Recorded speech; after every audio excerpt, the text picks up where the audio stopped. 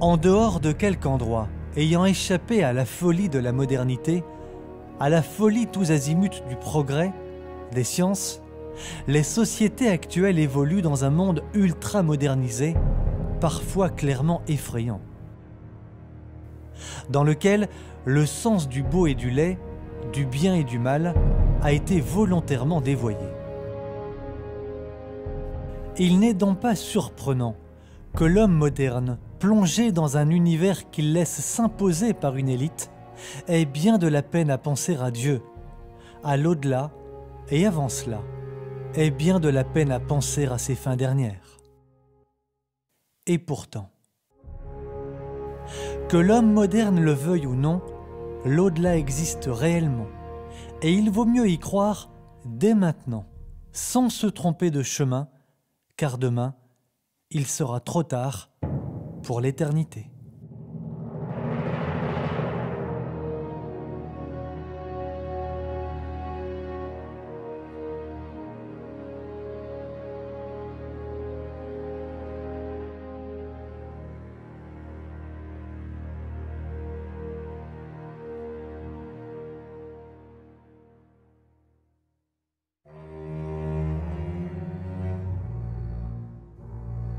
Ceux qui pensent, ceux qui espèrent que l'on va parler ici d'ésotérisme en seront pour leurs frais, car il n'en sera nullement question. Nous allons parler du purgatoire, en allant chercher l'enseignement, la doctrine de toujours. Le purgatoire, un lieu qui, loin d'être imaginaire, loin d'être inventé par l'homme, est au contraire un endroit vers lequel les âmes, séparées du corps après la mort, se dirigent aussitôt. Qu'est-ce que l'Église dit du purgatoire? Mais le purgatoire est donc un temps qui est limité, Dieu merci, au moins jusqu'à la fin, enfin au plus jusqu'à la fin des temps. Hein, on peut y rester plus ou moins longtemps en fonction de ses fautes, mais aussi on peut... Quelques jours, quelques années, quelques décennies. Voilà. Donc le purgatoire, il est là pour ça, pour nous permettre d'aller au paradis. Pour les âmes qui, justement, en mourant, ne sont pas capables de s'unir à Dieu, parce qu'elles n'ont pas un amour parfait. C'est un temps de purification. Voilà, purification, purgatoire, ça vient du mot pur en grec qui veut dire feu.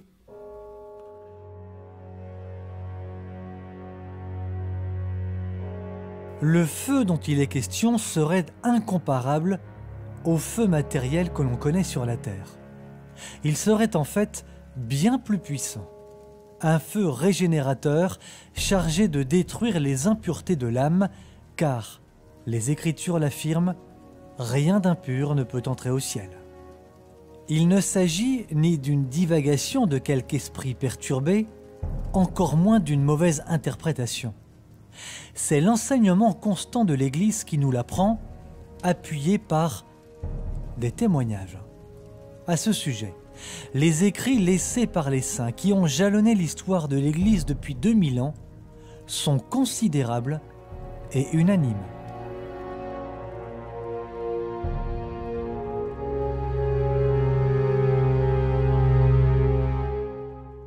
Saint Robert Bellarmin, Saint Augustin, Sainte Thérèse de Lisieux, Sainte Thérèse d'Avila, Saint François de Sales, Saint Jean de la Croix. Tous témoignent des grandes souffrances vécues au purgatoire avant d'atteindre le ciel. Jeudi 7 avril 2016, nous quittons la France pour nous rendre en Italie. Rome, la ville éternelle. Pourquoi Rome ?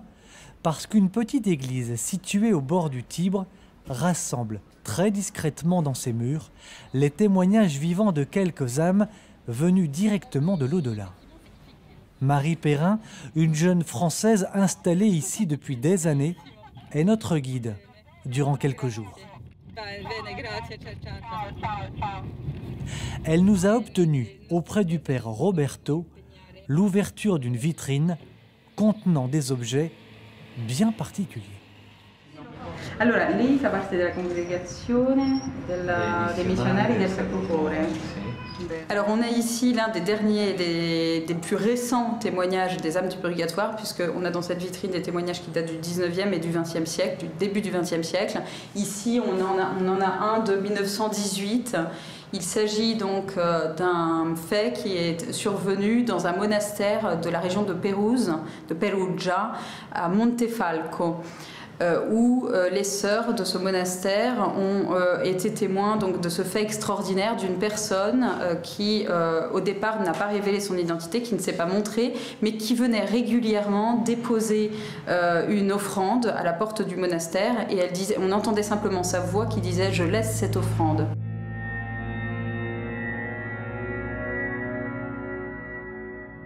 Mais quelle offrande!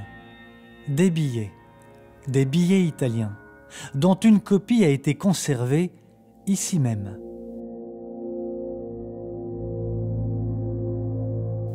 L'original se trouve dans une des annexes de l'ancien monastère de Montefalco, en Italie. Au bout d'un certain temps, les sœurs ont cherché à connaître l'identité de cette personne. Et donc, comme elles insistaient, la personne s'est révélée. Je suis une âme du purgatoire, je suis un prêtre qui se trouve dans le purgatoire depuis 40 ans. «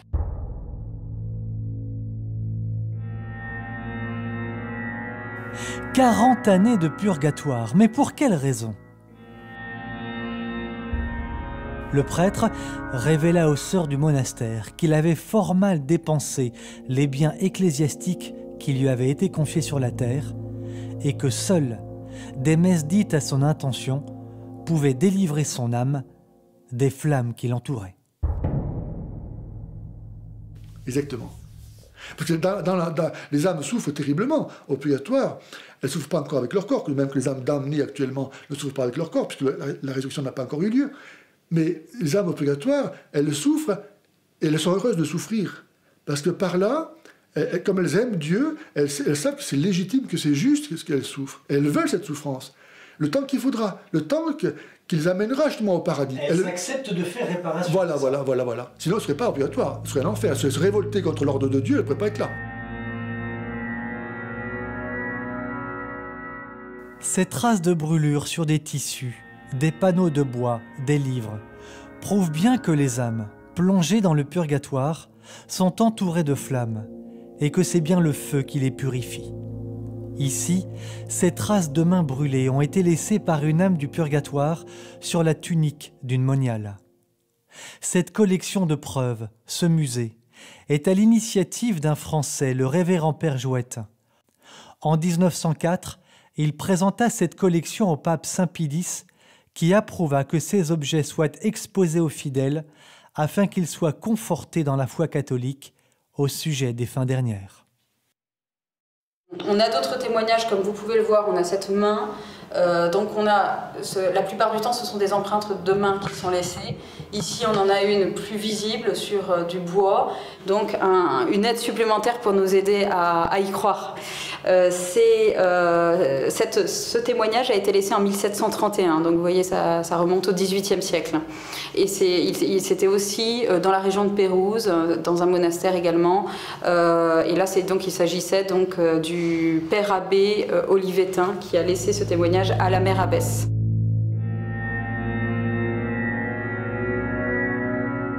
D'autres témoignages sont venus s'ajouter aux manifestations de l'au-delà, comme cette empreinte laissée par une âme du purgatoire après un début d'incendie dans cette même église en 1897.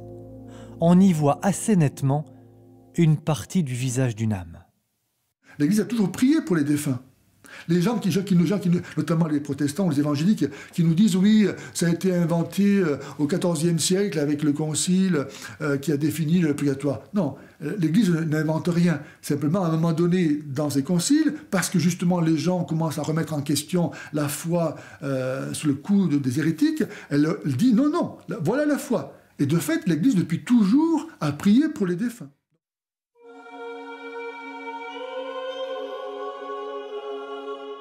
Dans la multitude d'ouvrages et de témoignages tous concordants, Il y a celui rapporté par sœur Marie de la Croix de Valognes, dans la Manche.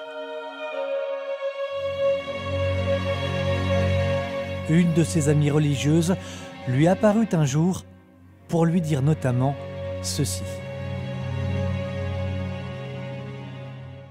Les grands pécheurs et ceux qui sont restés presque toute leur vie éloignés de Dieu par indifférence sont dans le grand purgatoire. Et là, les prières qu'on fait pour ces âmes ne leur sont point appliquées. Elles ont été indifférentes pour le bon Dieu pendant toute leur vie.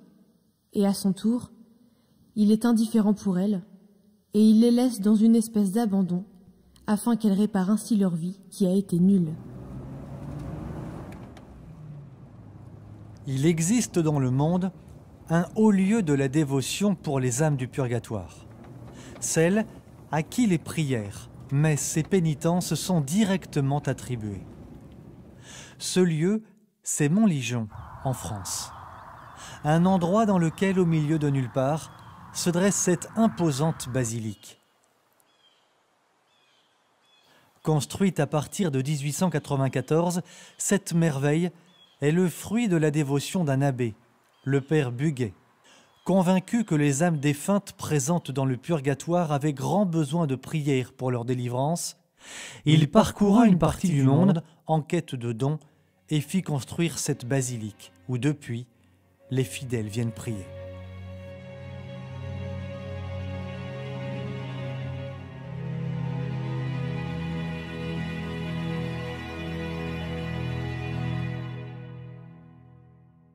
Au début, les pèlerinages, toutes ces personnes qui vont venir pour prier pour leurs défunts, viendront dans l'église paroissiale de la chapelle Montligeon, qui va s'avérer être beaucoup trop petite. C'est-à-dire qu'il va y avoir des centaines et des centaines, des milliers de personnes qui vont venir. De partout. De partout. Et alors, c'est ça qui est assez curieux, c'est que Montligeon, comme vous disiez, c'est curieux de voir cette basilique qui est perdue au milieu de nulle part. Et Montligeon va être connu parce que le père Buguet va faire beaucoup de voyages justement pour parler de son œuvre et en particulier pour récolter des fonds pour faire construire cette basilique. Voilà. Donc les fonds, pour répondre à votre question, il les a trouvés. On appelait le père Buguet le commis voyageur de Dieu, c'est-à-dire qu'il avait sa petite sacoche et il est allé dans le monde entier pour parler de son œuvre et pour dire « j'ai besoin d'argent ». J'ai besoin d'argent pour financer cette œuvre de prière pour les défunts. Depuis, Notre-Dame de Montligeon s'est faite cette vocation pleine de charité, celle de prier pour les défunts. En plus des messes dites à leurs intentions, il a été constitué des groupes de prière en France et dans une partie du reste du monde. Donc tous les petits points rouges, ce sont les groupes de prière effectifs, qui sont vraiment actifs, qui ont eu l'autorisation du prêtre quand c'est dans une paroisse, qui se retrouvent entre 1 à 4 fois par mois, toutes les semaines ou 1 fois par mois. Et d'autres, c'est dans des communautés religieuses, d'autres dans des maisons de retraite, et d'autres, il n'y en a pas beaucoup, mais aussi avec des enfants. Et c'est une grande grâce de voir tous ces petits groupes. Il y en a qui sont très importants, il y en a entre 30 à 40 personnes qui se réunissent, qui font des nuits d'adoration pour les âmes du purgatoire. Et d'autres, comme hier, j'ai une petite dame qui va faire ses 2-3 kilomètres à pied pour aller à l'église, l'ouvrir et se retrouver à 2 personnes. Donc c'est assez touchant. Dans la basilique, au pied de l'imposante statue représentant la Vierge Marie soulageant les âmes du purgatoire, est consigné dans l'obituaire le nom de tous les fidèles faisant dire des messes pour les âmes défuntes.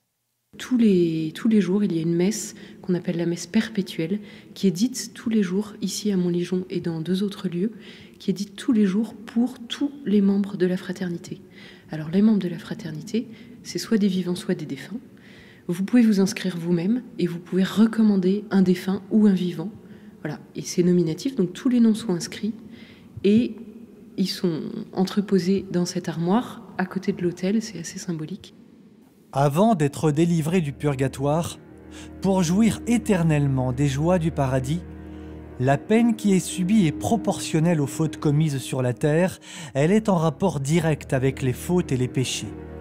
Plus les fautes ont été grandes, plus le purgatoire est long et douloureux. Contrairement à ce que l'on entend de plus en plus fréquemment, mais c'est en rapport direct avec le monde athée qui nous entoure, le purgatoire ne semble pas être du tout un parcours de santé. Les souffrances vécues par les âmes sont longues et réelles. Le purgatoire, c'est aussi la preuve de l'indicible miséricorde de Dieu, l'ultime recours pour ne pas tomber en enfer. Il n'est pas facultatif de croire au purgatoire. Pour les catholiques, c'est même un devoir de charité, celui de participer à cette purification que Dieu opère lui-même sur les âmes quand elle ne s'est pas suffisamment faite sur la terre. Dieu donne cette possibilité de pouvoir accompagner, soulager, accélérer cette étape de purification en aidant ses sœurs et frères de l'au-delà.